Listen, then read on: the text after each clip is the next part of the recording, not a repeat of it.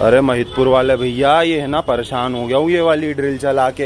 हर तरफ मेरे को तार की सुविधा मिल नहीं रही है, तो कुछ ऐसी चीज़ बताओ जिसके अंदर मेरे को तार नहीं लगाना पड़े। बिल्कुल सही जगह पे आए हो आप। मेरे पास ऐसी ड्रिल है जो कॉर्डलेस, जिसमें तार नहीं लगाना पड़ेगा। हाँ। और ये 3 फंक्शन में काम करेगी। आगे आइए आप। हाँ। ये जो है ये drill plus hammer plus breaker, हाँ।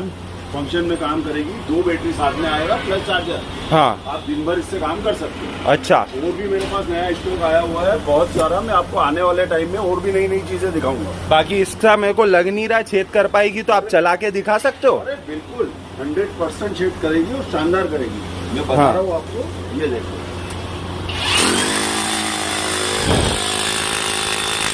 ओहो, इसने तो बहुत बढ़िया छेद कर दिया भैया। बहुत शानदार काम करेगी।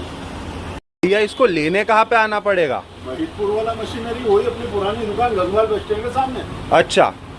Okay, let's go.